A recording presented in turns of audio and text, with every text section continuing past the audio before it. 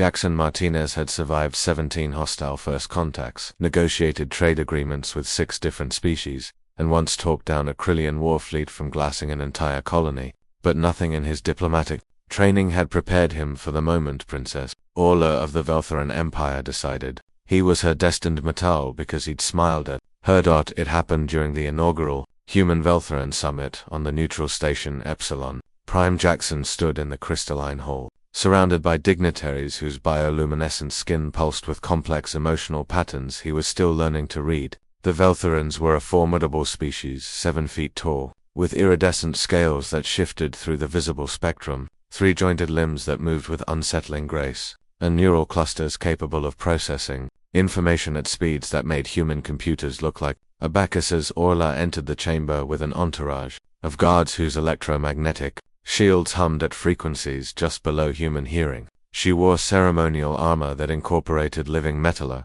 Veltheran biotechnology that responded to its wearer's thoughts. Her scales flickered between deep violet and electric blue, patterns Jackson's cultural briefing identified as royal lineage markers. Their eyes met across the room. Jackson, exhausted from the 16-hour journey through slipspace and genuinely pleased that the summit was finally beginning, smiled. Just a simple, human smile, the kind diplomats gave 1,000 times a day. All her scales erupted into brilliant gold. Every Veltheran in the room froze. The ambient hum of their neural communication network spiked to painful frequencies before abruptly silencing. Ambassador Kayvon, Jackson's superior, gripped his arm. "What did you just do?" I smiled. Jackson's confusion only deepened when Orla began walking directly toward him, her guards parting like water. In Veltheran culture, Kayvon hissed, "Baring teeth is a mating display, and the color gold menzo. Hell, she thinks you just proposed."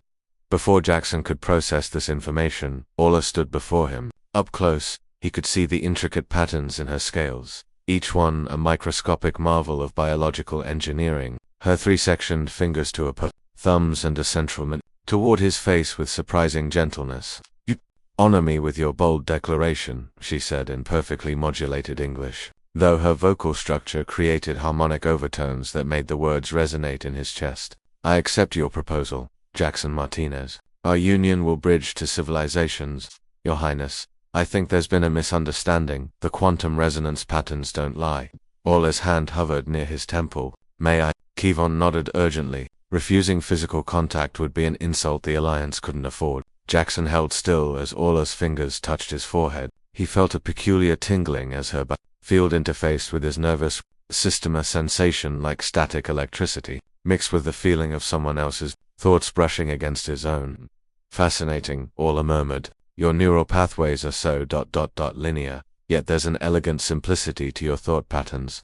She withdrew her hand, scales now pulsing between gold and a soft amber. "You process emotions differently than we do." This smilet was not a courtship display. "No, Your Highness. In human culture, it's a greeting, a sign of friendliness and respect."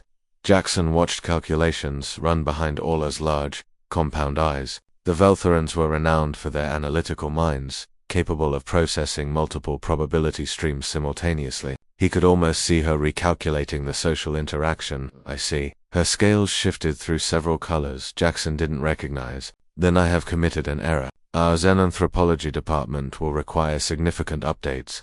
She paused, and Jackson thought he detected something like amusement in the harmonic undertones of her voice. "However, the proposal has been publicly acknowledged. In Veltheran law, to retract it now would suggest I find you inadequate. Given that I am the crown princess, and you are humanity's chief negotiator, this would create unfortunate diplomatic implications." Kevin's face had gone pale. "Are you saying?" "I am saying that young Jackson Martinez is now formally engaged to the future empress of the Veltheran systems." All her scales rippled with what Jackson was beginning to recognize as her version of a smile.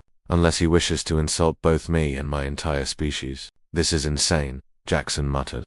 "This is politics," Orla corrected. "I've studied your species extensively, Jackson. You humans have a saying, fake it until you make it. I propose we maintain this engagement publicly. It will give both our peoples something hopeful to focus on while our governments negotiate the actual terms of alliance. And who knows?" Her scales flickered with genuine warmth. "Perhaps you'll learn to appreciate Veltheran courtship. We are, after all, highly compatible species. Our xenobiologists have already confirmed it." Jackson looked at Kavan, who had the expression of a man watching his carefully planned summit spiral into chaos. Then he looked back at Orla, who, despite her alien appearance, wore an expression he recognized, the look of someone trying to salvage a diplomatic incident with humor and grace. "How long would this engagement need to last?" he asked carefully. "Until the treaty is signed. Perhaps 6 of your months, during which time you would, of course, need to learn our customs, visit our homeworld, meet my family.